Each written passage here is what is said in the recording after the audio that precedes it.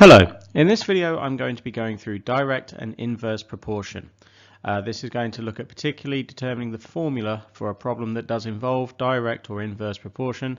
Most of these questions are typically short, but they can be contextualized, particularly to include science, and so what I'm going to do is go through examples of these from exam papers over the course of this video. So here we're given a question about direct proportion. We're told that the tension T is directly proportional to its extension x for a spring. We're given two values for when the mass T is 150 newtons, that the extension will be 6 centimeters, and we're asked to find a formula for T in terms of x. Now we could start off by writing a statement of proportionality, and what this would read as is that T is proportional to x.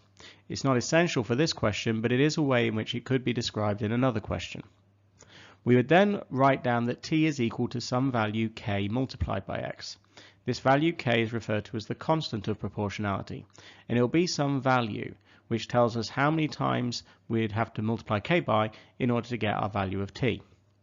Now if we substitute in the values of T and x that we've already been given, we would then be able to work out k. So since we know that when T is 150, x will be 6, this means that we could calculate k to be 25. We would then replace k in our original formula to give us our answer, that T is equal to 25x. Now the next part of this question would be to use that formula, and that just requires some basic substitution, which I'll go through quickly on the next slide. So here we're asked to calculate the tension in newtons when the extension is 15 centimeters. Having already figured out the formula, the only thing we really need to do is just substitute the value in and then get ourselves an answer. And this isn't the most complicated part of the problem. The next part asks you to calculate the extension, so that would be the value of x, when you're told what the tension is. So here, starting off with the same formula again, we could substitute in the value of T, and then by a bit of division we'd get that x is 24 centimeters. Now these have been common parts B and C that follow up a typical start question about finding a formula. But there's no guarantee in the new 9-to-1 exams that these are going to be the kinds of questions that will follow. And it's more likely that you're going to get a question like the next type, which is a little bit more complicated. So this problem is slightly more complicated than the previous one. D is directly proportional to the square of T. And so what that means is when we write our statement of proportionality, we'll have T squared instead of just T on its own.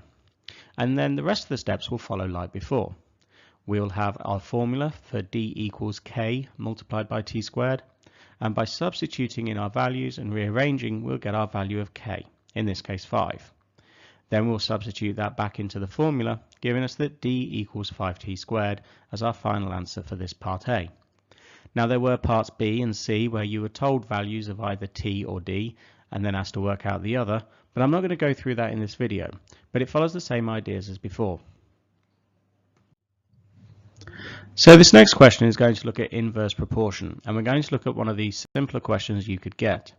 In this case we're told that P is inversely proportional to M, and what we would need to do is to calculate the value of P when M is 12, given we've got a couple of values which are true to start with. Now inverse proportion would mean that as one value increases, the other one decreases. And so when we write our statement of proportionality, it's going to look like this. So rather than saying P is proportional to M, because it's inversely proportional, it will now be that P is proportional to 1 over M, and we'll end up with this fraction notation. When we convert that into our formula, we're going to have that P equals K over M, whereas before we would have had K multiplied by M. But inverse proportionality will have this effect and this change on our method. So from here we'd carry on the same way as before. We'd substitute the values of P and M in that we know are true, and then calculate our value of K. Now in this case, because it seems quite large, it would be quite off-putting, and most people probably think they've gone wrong at some point. But it would be worth noting that that's likely to happen when you've got these kinds of values in this type of problem. K would have to be quite a large value to have been divided by 9 and then leave you with an answer of 48. So now that we've actually got our value of K, we can actually write out our formula fully, and now we can calculate the value of P given when M is 12. So if we substitute M is 12 into our formula, we'll get our final answer that P is 36. What we should notice is that 12 times 36 is going to be the same as 9 times 48, and that this is going to show that our inverse proportionality has worked. So here we have a slightly harder example, like before, where Q is inversely proportional to the square of T. And so we'll have to modify the method that we were using last time in order to take into account that T is now being squared. So our statement of proportionality will look similar, but we now have a squared term in the denominator. This will then turn into Q equals K over T squared, so our constant of proportionality is in the numerator place again. And then by substituting in values, making sure that T was squared, we will get our value of K. Again, K being a fairly large value given that the way the formula started off. Now in this question for part A, that would be pretty much it. You just substitute your value of K back into the original formula. There would have been a part B where you'd have to calculate either Q or T given some other values, but this is pretty standard again for this type of problem. But hopefully this video has helped go through some of the basic ideas about proportion. It is possible to have questions that will involve, say, square roots or cubing, so they're not always going to be as direct as these ones, but this video is aiming to get you the idea, and if you follow this process, it should work with most other problems. Okay, so thank you very much for listening, and hopefully this has been helpful.